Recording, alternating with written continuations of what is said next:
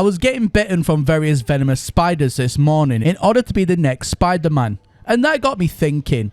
Update news, one-to-one interview with Captain Steve. And we're going to be talking a lot about the new update, with some speculation points of views in there as well, a bit like yesterday's video, where I did an interview with various community members about the upcoming update as well. But this time, what we're going to do is more from a content creator's point of view, and we're going to dissect the emoji and figure out what it could possibly all mean. So, Mr. Captain of Steve, thank you very much for joining me here today. Yeah, the pleasure's all mine, to be fair, mate, and it's nice of you to invite me aboard, sir. No, absolutely.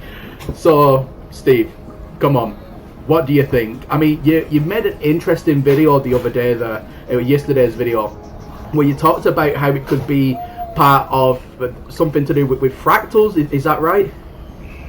Yeah, so snowflakes, if you Google snowflakes and fractals, it would come up that, snowflakes are made from fractals, or they are fractals, or they're based on fractal math, or the golden ratio, and all that sort of stuff. So it's basically mathematics at the end of the day. So I was wondering whether they might be tweaking the algorithms that generate our planets and terrain. I mean, they still use stuff on the press packs with all those sentinel walkers walking across that planet with all those sort of lovely bulbous tubes coming out of the ground and stuff, terrain-wise. We don't see none of that loveliness, do we? No. So I'm wondering whether they might just tweak the algorithm to give us landscape like that, to make that image feel a little bit more true.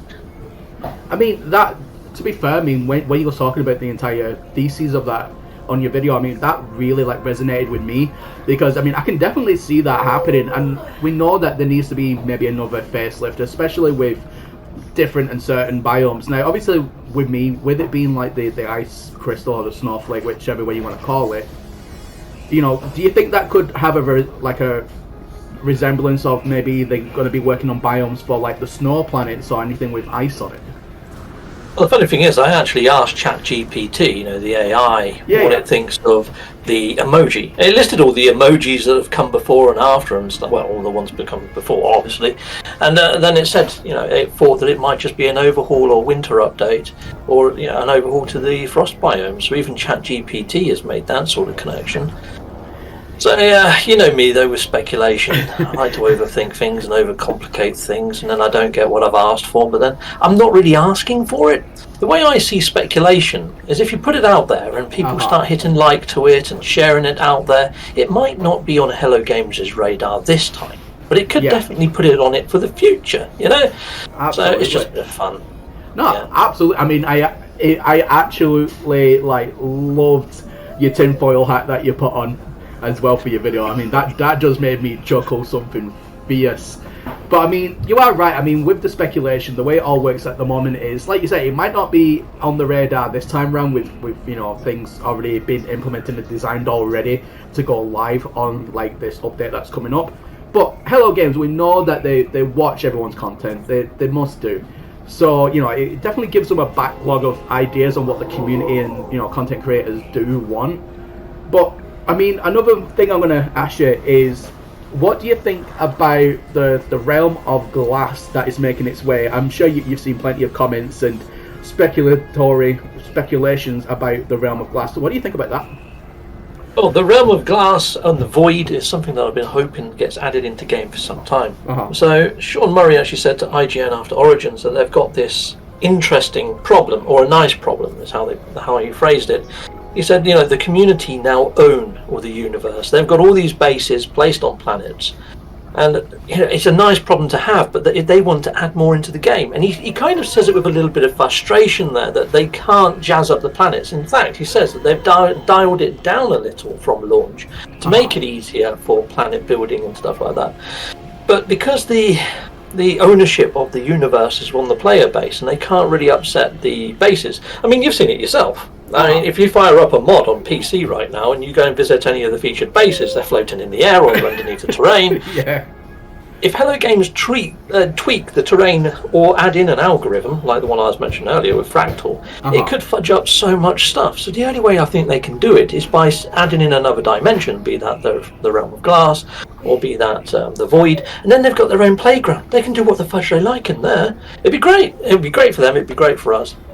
But I mean, a lot of people as well have been speculatory about how this could symbolize the heat death of the No Man's Sky universe. You know, the heat death where it was all created by, you know, intense heat, billions and trillions of degrees, and over time, you know, trillions and billions of years, it will eventually all cool down. And people are thinking that this could be a symbol of where it could be a hard reset, the heat death of No Man's Sky, and then bring us into this glass realm. So do you think there could be a possible hard reset coming? I liked your video on that, to be honest, and Kanaju touched on it as well. A very cool idea. Like it a lot. Yeah, I think a reset would make sense, and there are ways and means that Hello Games could negate fallout from certain communities. Like, say, the base building community, where everybody's got bases everywhere. Oh God, It's like the featured bases right now. We can go visit those across all different instances. All the servers have now been merged for all the bases. So what they could do is allow players to favourite, say, 5 of their bases, and it stores them into your base cache. And then you can delete the base, go to another planet, go into your favourites, you've got 5 to choose from, restore that base. So if they did ever do a reset, at least you've got your favourite bases, you can go back to that memorial planet. It might have changed slightly, but then we've seen that with Origins anyway. And you can put the base back down. So, could work. That would actually be such a smart idea. To be fair, I didn't even think upon that anyway. I mean, that would actually negate a lot of problems, especially, I mean, as you know, I've been doing a lot of content recently with the No Man's Sky Galactic Hub, and they have, you know, 11 regions, 3,000, 4,000 plus planets, and they all pretty much all built on it. It's insane what they're doing. And I was thinking, if there was a hard reset for those particular players, how could they try and negate some of the damage? But like you said, if they could implement something like that, where then they could cache save their actual build and then, you know, spawn it back on the planet, I think that would be a really good idea. Yeah, I honestly think it can work, and then that would make sense of why they've merged all the different server instances together. Maybe added in the ability to swap your game saves so you can jump straight back into creative and rebuild stuff, or change stuff up without having to worry about resources that you've lost. I mean, that would be insane. Yeah. So, do you think that this time round, and, you know, again, you've probably seen many videos of mine where I've even been singing to it, the space station cover, do you think we're going to finally get any answers whatsoever in regarding that? Well, that ties quite nicely into the realm of glass stuff, because they keep adding things in to current lore, even like with the station overrides. If you put one in on the pirate station or go to interact with the pirate station core, it comes up with glass, glass, glass, glass, glass. You put in the station override right now, and it says it's counterfeit, and it says glass, glass, glass, glass, glass.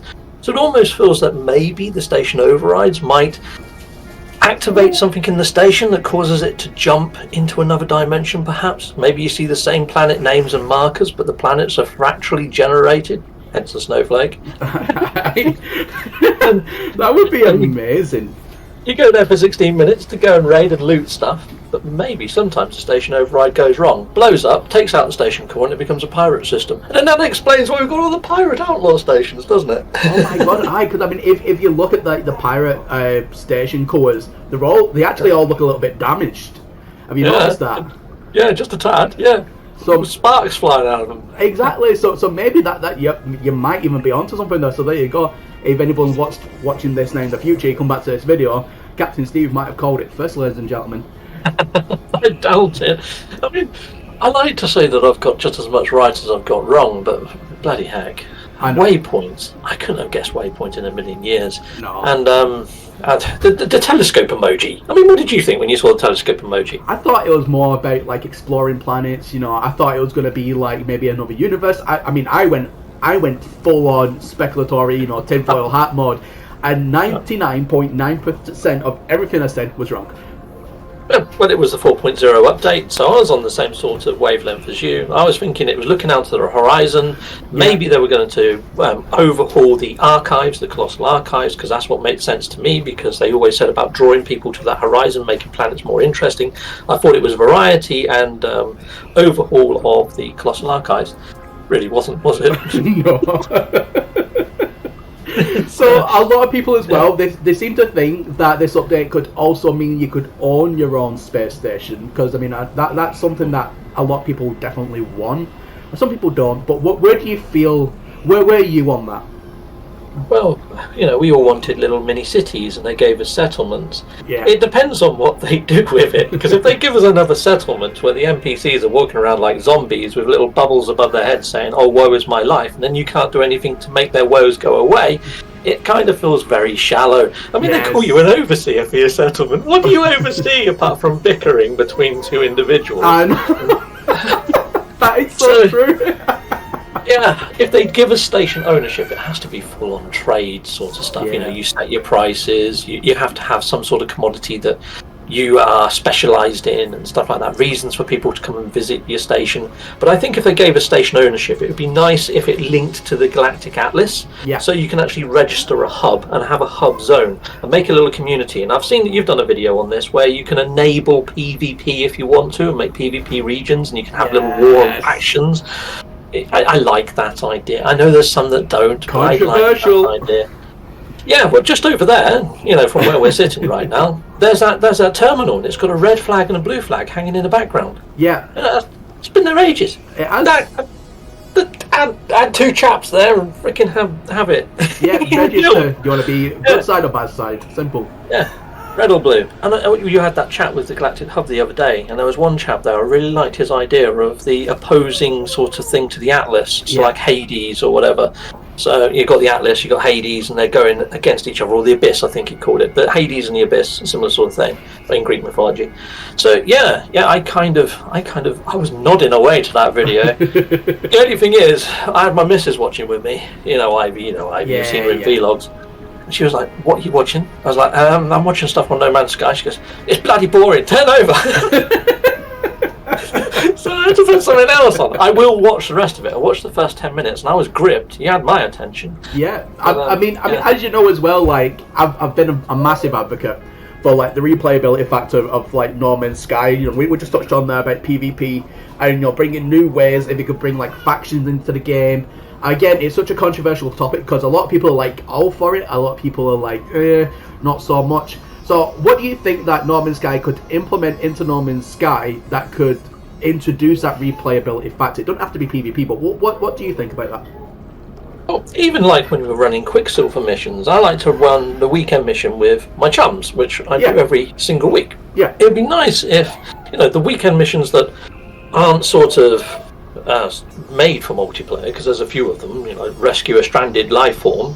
You go down there, you get him the piece that he needs. Whoever gets that piece, they do the rest of the freaking mission. The other people are just there for eye candy. Yeah. But it would be nice if that mission comes up and you run it. You all do separate ones. You all go off in separate areas and help a stranded life form. And the first person to do it and get back to the Nexus gets like a 10% uplift to their Quicksilver or something. That could be quite good fun. Yeah, I mean, that would definitely introduce new factors of the game that we haven't previously seen before. And just while you was obviously touching upon there about obviously getting ships for like building like this guy's ship back up in order for him to be on his merry way. What do you think about ship customization? Yeah, I did a video on ship customization some time ago that had done quite well. Jason Plays retweeted it out for me and stuff, so thank you, Jason, if you're watching. Salute him on it. But yeah, basically the basic premise of that idea is you find ships still, so ship hunters would be happy. You find your ship, you go to the scrapping unit, you scrap it, and you can select one piece from that ship that you've scrapped to add to your blueprint repository. So if you want 2 pieces of that ship, you're going to have to get another one and go and scrap it. And you can build up your sort of scrap database and maybe hold up to, say, 40 ship parts total inside of your storage space. So you can build ships, customize and build your ships, but you've only got that repertoire of like 40 parts.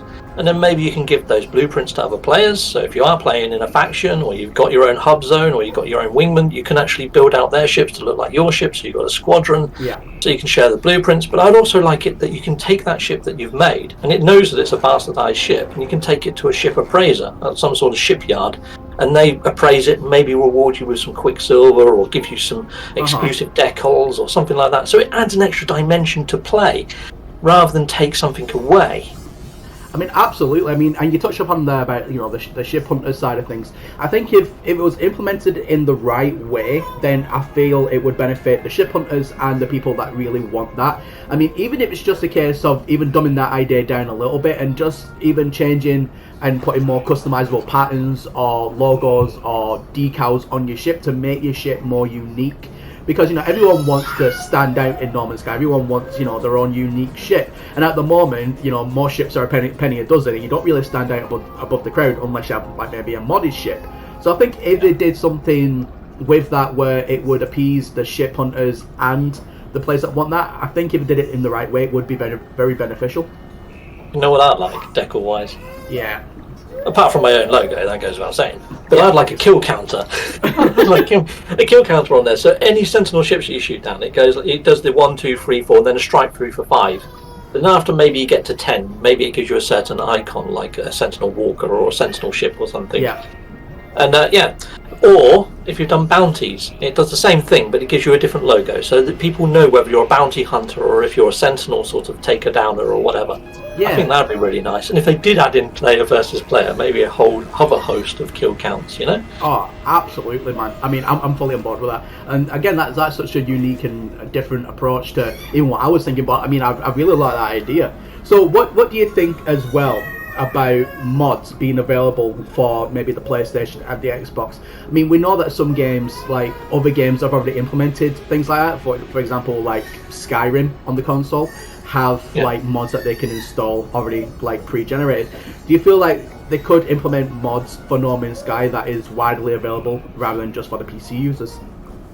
I think that is the way that they should move with No Man's Sky. Yeah. Once it moves to the end of support, so after they move on to maybe their next IP or their next game, I think handing No Man's Sky over to the player base would be a very sensible option for them. Being such a small team, trying to upgrade and keep people interested in 2 titles could be quite difficult. Yeah. So handing off part of that to the community could work. So adding in mods is a very good way. And as you say, adding in a database, and I feel that every mod that needs to be submitted over to Hello Games for their sort of scrutiny first to make sure that it's legit and it's not going to interact or upset other people's play, you know? Yeah. But yeah. 100% agree. I mean, have you also seen, I was reading some comments, and I actually read this in the video yesterday, but I'd really like to see what you think. I've actually seen some comments that what people seem to think, and I kid you not, that this update, for somehow they've got the idea from a snowflake that people can get married in the space station. Do you think that has any credit? You know what? Hello Games have added in some right weird stuff they haven't made. You know, I didn't think we'd be milking Diplos, but here we are milking freaking Diplos. I didn't think it'd ever come to the Switch, but it's on the Switch. We've got living ships and living freaking frigates, so I think it could be a little bit controversial, though, adding that sort of thing in, you know. But what happens if you want to get divorced and stuff? No, I don't know. You know, and then you get players saying, "Well, I was married to you, so I want half your bases. Damn it!" The question is, Steve, would you marry me? No. Oh, let down, ladies and gentlemen, let down. Let down by the captain of Steve. I'd be worried that I'd be giving birth to twins in a couple of months, because you'd glitch them into me somehow. Yeah. Oh, man. Yeah. Oh, dear. Yeah. Oh, well, there we go. But, I mean, what do you think? So, just going back onto the realm of glass, because obviously that is a big topic at the moment. And like you said, a lot of people really want to see that. What do you think it could actually look like? Well, if you're going by the law, it's quite a crystalline glass type realm. So I'm thinking they've done a lot of work on the glass effects, haven't they? It's like even on your ship, or even on like those tubes that we can get in bases with the little critters in. The glass effects are freaking awesome. Even if you go to the egg machine right now and take a look at that, it looks freaking great. You know, the glass effects have done a lot of work on, and why, you know? And all these steam effects as well. It's like in front of the portal, just through the opposite side of here. It's really cool in front of that giant portal. I'm hoping that the ground has that sort of fog inside the realm of glass if they add it in. Yeah. And I'm hoping, you know, like all the crystals that we get, the dihydrogen, the carbon, and the sodium crystals. Yeah. I'm hoping they're in abundance. I'm hoping they're just freaking littered everywhere. So, you know, you can just fly your ship over the planet and shoot the hell out of it and get all those sort of resources topped up, you know? Oh, man. I mean, that honestly would be the dream. Like you said, maybe you go into this realm of glass, and maybe it's not so much in space with, like, maybe all these different worlds, but maybe it's on, like, you know, one gigantic world, and it's all, like, full of fog, and, you know, like you say, it's absolutely littered to the brim with resources, and that would be actually amazing. Absolutely amazing. what I would really like is, the boundary failures. Yeah. Those sort of like round rings. I'd like it if you go down to those, activate them, and that triggers some sort of sentinel boss fight in front of it. You take out that boss, then it activates the portal. So there's a challenge first before you go in there, and then you've got 16 minutes to grab all your resources and then get the frick out of there, Yeah, I think that would be before like awesome. The universe then collapses on yourself. Yeah, with all the glitch separation stuff, and it might do that 10 count, like we got the first time we went through a portal. Yeah. Wow. Yeah. That actually would be amazing. Absolutely amazing. That would be cool, wouldn't it? What do you think about the current state of No Man's Sky? Obviously after 4.0, a lot of people was reporting on multiplayer issues. Do you think that now could finally be fixed? And where do you think the Nintendo Switch peeps will come into that? Do you think the multiplayer would be fixed? I didn't even think it would ever come to Switch, so the fact that it is a bit of a miracle. But I'm really hoping that they at least get to run Quicksilver missions, even solo. That needs to be fixed. The not being able to see capes on other players, I thought that needs to be fixed. But yeah, multiplayer does need addressing. Multiplayer is fudge to fudgery on all platforms right now. Every week mission we run, if you tune in on the Friday, you see me trying to run it with 3 of my mates, and it's very rare that we manage to run the mission end to end without some hilarious problems hitting us. And it adds to the entertainment value for those watching. It adds to our frustration level to us playing. It's still bloody funny no matter what happens. So at the moment, although what it's really done though, where it's doing some damage, is community events. Now Hello Games have won all sorts of rewards for how awesome the community is and how much they do for the community, but their silence on multiplayer and the troubles that are causing us right now is it's frustrating. I've hit them up, I've sent them messages just saying, is this how multiplayer is now? Or is there problems? Are you working on them? When can we see that this might change? Is there anything I can tell my viewers? Not a dick word back. It's just like, just static. And that's a problem that I'm seeing across all the creators at the moment, and even to like include like community members into that as well. We just feel like at the moment, No Man's Sky and Hello Games, whenever there's problems or whenever there's anything that really they should be communicating to the wider community, it just seems like they just go complete radio silent. Do you think that is still the right way to do things? What would you like to ask Hello Games to improve the communication between them and the customers? Well, on the front screen you got the patch notes link where you can read the patch notes. Yeah. I'd like maybe something there to say Zendesk. You hit that and it comes up and it shows you what's been reported to the Zendesk in what sort of frequency. So one, what's already out there and been reported, and you know that you don't need to report it yourself. Yeah. Or maybe there could be a link to say this is affecting me too. You hit it and it just, it lets Hello Games know that you've been affected by it as well. Or it could just list all the problems that they're currently working on, including server issues. They could say, multiplayer isn't where we want it right now, but that's because we're doing some back-end work. Please bear with us. That'll be fine.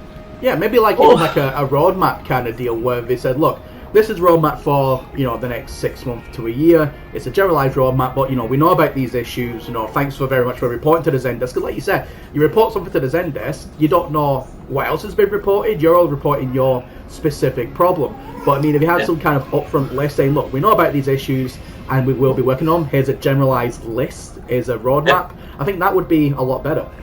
Yeah, I 100% agree, and they could tie that into something automated through Zendesk. I'm sure that they've got some sort of billing with them. They must pay them for that service. Yeah. There must be something that Zendesk is pumping out to them that they could either house on an internal server or just point the actual query straight to the Zendesk server and have that information pulled without any work being done themselves through some sort of API into the game.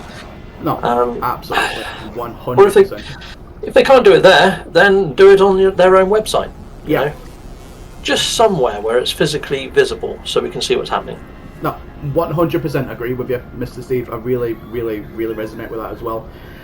So, with the update itself, what is the very, very least, the very minimal, the bottom of the barrel, what is the very least that you would accept from the update? What is it that you really want, but the very least you'll accept? Well, right now, with content being as it is, I'd accept freaking anything, just so I'm playing No Man's Sky and enjoying myself inside of No Man's Sky. I'm finding it hard to find things that I haven't done. I've pretty much done everything. Yeah. There's only a few cookery products that I haven't managed to top off yet. And, so anything would be great, but at the very least, what I would like to see come in is a link to the snowflake. is perhaps an overworking of the frost biomes. It's like the caves on frost biomes look like any other cave, whereas I'd like to see maybe some icicles in there hanging from the ceilings that are slightly translucent, a bit like the glass that we see inside of our ships. Like I said earlier, they've got the ability to do those sort of textures now, improve all the reflections in there, maybe add some of the crystals inside of the caves, even make them crystalline caves on the frost biomes, make frost biomes worth visiting, because right now I see a frost world, I don't go anywhere near it. I go to any other planet other than a frost biome, unless it's Christmas time and I'm making a Christmas base and a log cabin or something. Then I visit a frost world.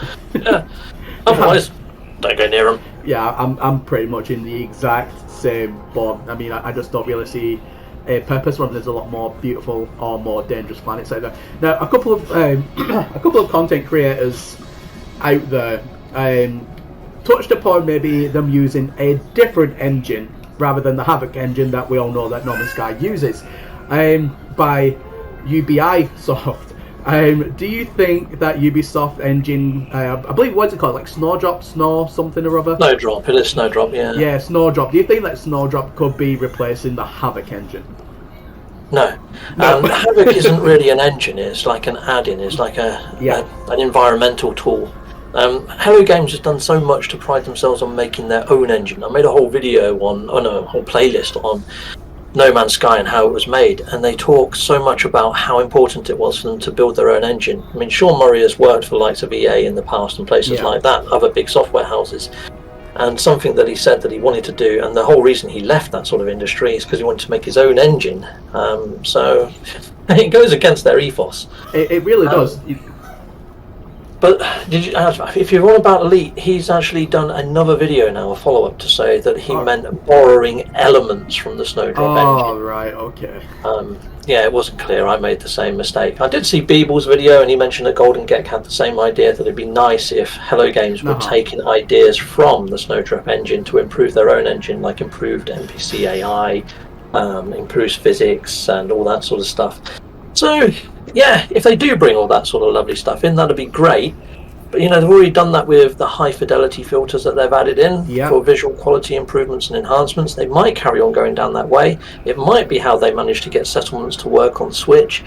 But I think there's a lot of optimization that needs doing inside of this game before it gets anywhere even close to where we need it to be on a lot of platforms. A lot of PlayStation 4 players are telling me that they can't even boot their game up now, it crashes. Yeah. So a lot of people over on the legacy consoles were making the voices heard about how they feel almost forgotten about in development, because like you said, there is a lot of crashes on legacy systems like PlayStation 4 and Xbox Ones and S's. Do you feel like the community was forgotten about? I kind of do, but then it's hard to say whether it's down to Hello Games implementing too much or not optimizing enough. We don't know if it was listed on the Zendesk. If they said we're aware of this, we're aware of that, then at least we'd be somewhere in the light. But we're not. We're just kept in the dark on it. So we can only assume that they know about it, and for whatever reason they didn't patch it out before Christmas. No, completely agree. And also the latest news as well is we know that No Man's Sky, but it's already been confirmed, it's going to come to the Mac OS. Do you think that they're going to have the same implementation problems like they did with the Nintendo Switch, like with the multiplayer functionality, crashes, and not really having that much baked into the game, where it's very bare bones at the minute on the Nintendo Switch? Or do you feel that it will just be implemented as normal like it is on PC and the consoles?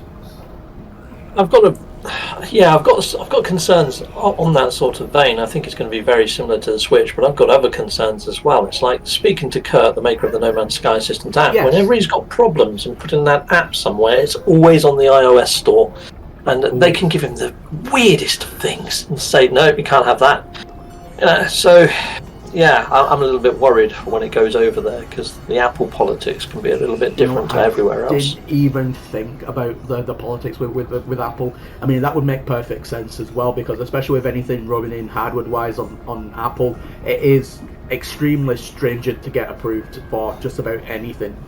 One thing I would say though, Cynical, is I've heard rumour that Apple are working on the next gen sort of VR hardware, which was almost just like a set of glasses, really lightweight. I mean, Scottish Rod was telling me about it.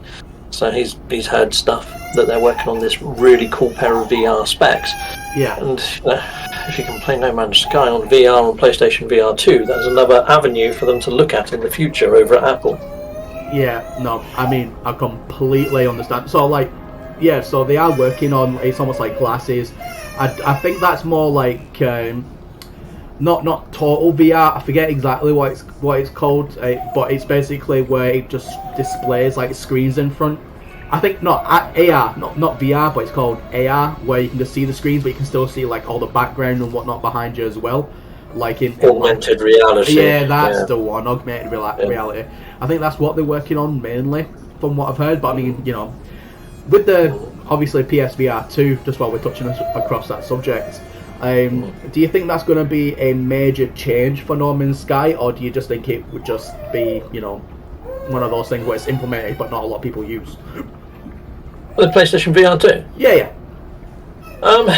For the PlayStation VR 2, its affordability of the actual hardware, it's freaking staggering, isn't it? It's more than the console itself. When you compare it to VR 1, when VR 1 launched, it's similar in sort of price and standing. And when you look at PSVR 1 now, it's like, what, 50 quid on eBay second hand? But that's probably because VR 2's just hit the freaking shelves. I don't know. I really don't know. Is it going to be a gimmick? It depends what the rest of the catalogue looks like for PlayStation VR 2. At the moment, there's some pretty tasty titles, but amongst them I'd say No Man's Sky is in at least the top 5 games on PlayStation VR 2 right now, so it hasn't got a wealth of a catalogue. I am a little bit concerned for its future unless they really pull their finger out. Will you be doing VR 2 stuff on your channel? Will you be getting it?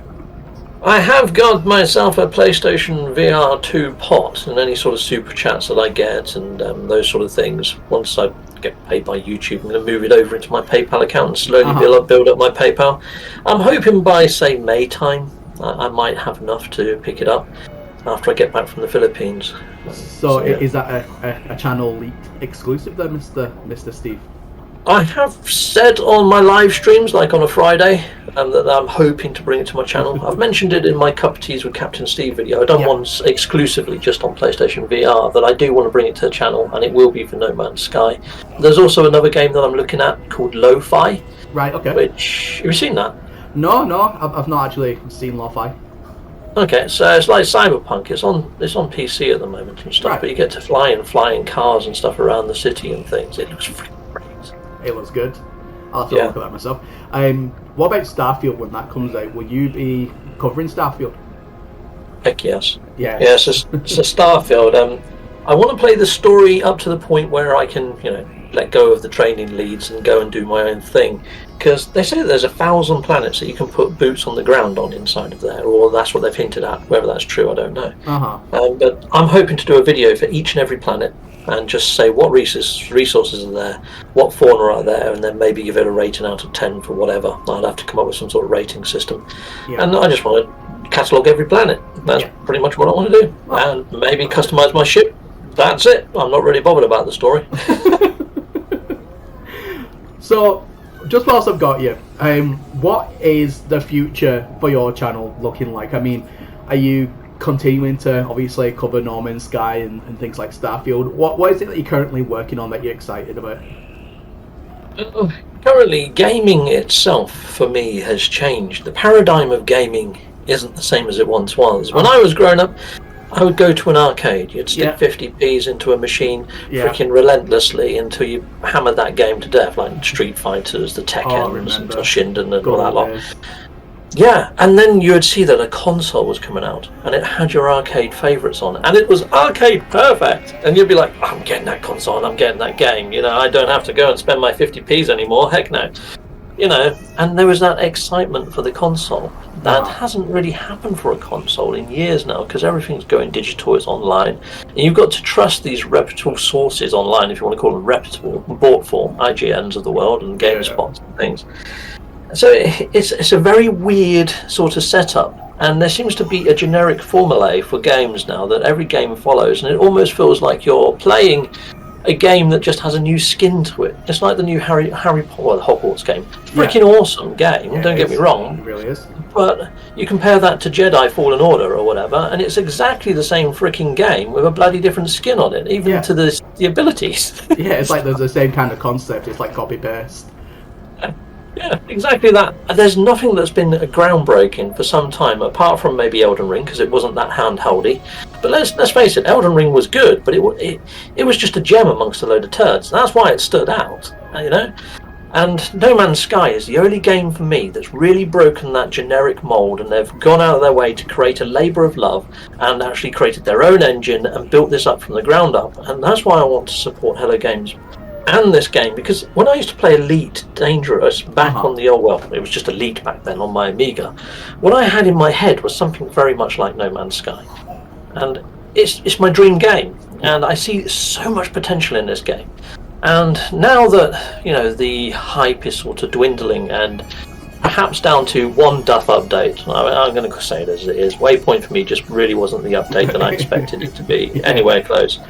And I think a lot of people maybe feel the same way, but I don't want to talk for everybody, because some people loved it. Yeah. But at the same time, if we get updates that move in that sort of same direction without reason, it's like if they brought in mods, like you were saying earlier, and they start handing more and more over to the player base, then the Waypoint makes sense with the whole changing of that difficulty setting and things.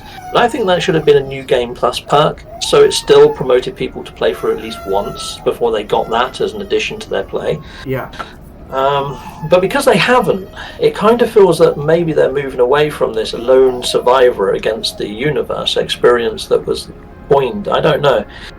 But we need to see what this year brings, is what I'm trying to say to you, Cynical, because as much as I love the game, if the game is slowly being removed and replaced by switches, I don't know whether I'm going to enjoy the game element, because it's turning it too much into a sandbox. It went from a sandbox into a game, and now it's going back into a sandbox. Slowly reverting, Yeah, and it depends on how far they do that. At the moment, I can tolerate it, and I'm happy with the compromises. In fact, I use that difficulty switch whenever I'm making bases, or when I fire up a portal and I haven't got enough resources to activate the dang thing. Yeah.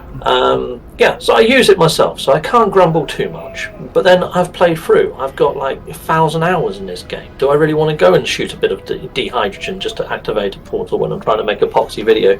Not really. So it's one of those swings and roundabouts, but if they go too far down that route and make it too handholdy, and you can skip this, you can skip that, and you can cut this out, I don't know whether it's still going to be the game that I fell in love with.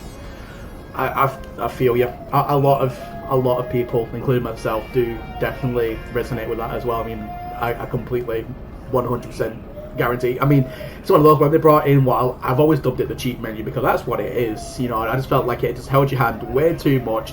And, you know, people like myself that don't have all that time in the world, yeah, we did duplication glitches, fine.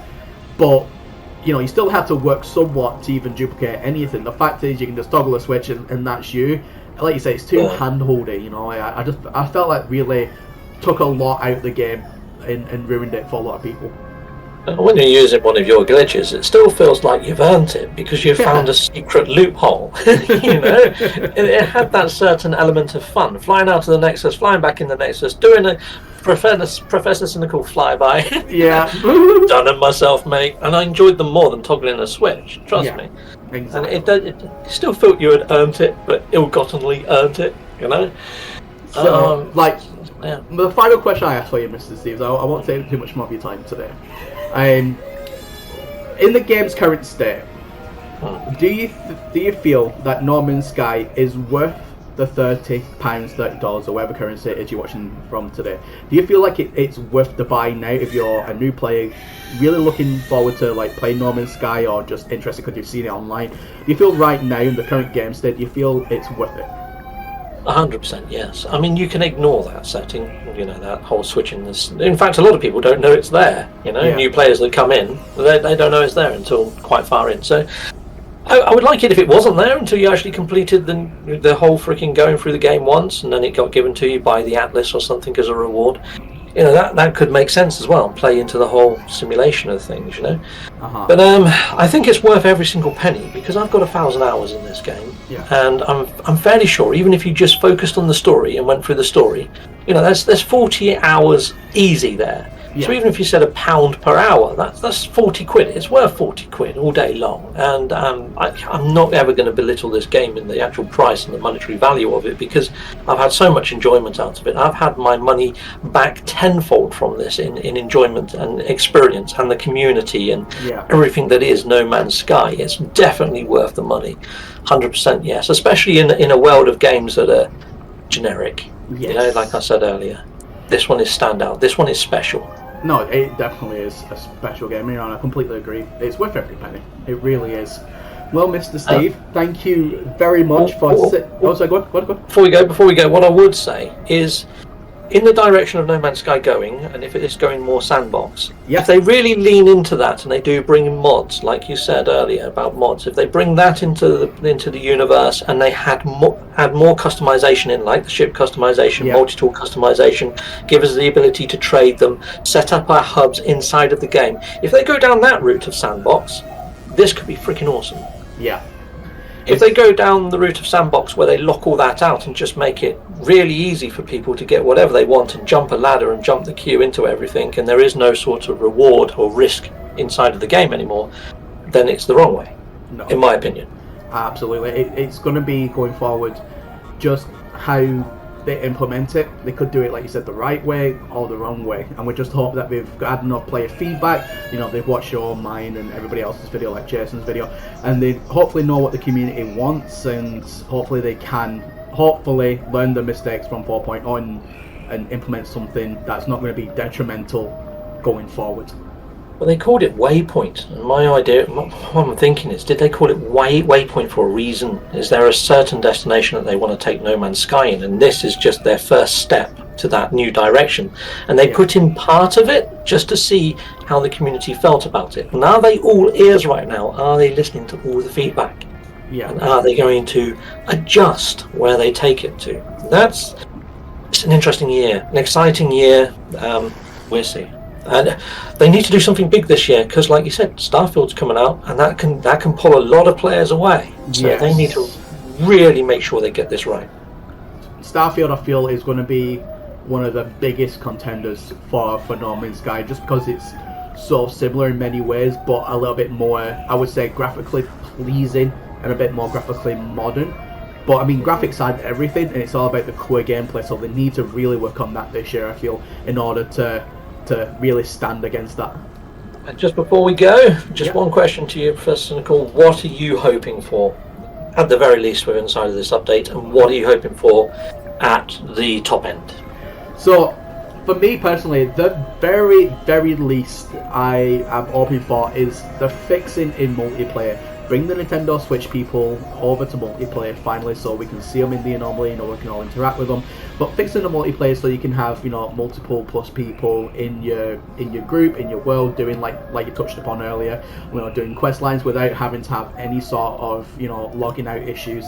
That is the very least, because that's a network issue, that's a bug issue that could be fixed if they spend time on it. The very most I want, and again, you know, it's been an advocate on my channel, and I know a lot of people disagree with it, I know a lot of people agree with it, and it's very controversial, but I really want PvP to come to No Man's Sky. I want factions, I want, you know, segregated universes or segregated parts in galaxies where it's PvP. You know, you can go in and take over regions if you have a big enough safe community, and you know, you can raid people's bases, but on the flip side, the bases have like turrets, defensive systems, and just really kind of kickstart that replayability of No Man's Sky, because that's the one feature I feel is lacking. No Man's Sky, once you've done everything, that's it. You've seen the same planet 1,000 times, and I feel like No Man's Sky now needs to have a proper replayability integration. Cool. Okie dokie. Well, I hope you get some of your wishes. I hope everybody gets a little bit of whatever they're hoping for, to be honest. Yeah. I mean, there's so many decent speculation videos out there. There's so much choice. I mean, again, there's infinite potential with Inside a No Man's Sky, and Hello Games is very good at unlocking and giving part of what the community wants as well as what they want. Yeah. So let's just see if they get the balance right with this update. No, 100% agree with you, sir. Anyway, guys, thank you all very much for watching. I want to say a massive thank you once again to Mr. Captain of the Steves. I'll have a link to his channel as always pinned in the comments section and in the video description down below. Go and show him some love, and make sure you like and subscribe to his videos. Thanks for having me, Mr. Cynical. It's been fun. No worries, buddy. Anyway, guys, that is everything from me and Mr. Captain of the Steves today. And as always, my name is Professor Cynical, and I'll catch you all again in the next one. Bye for now.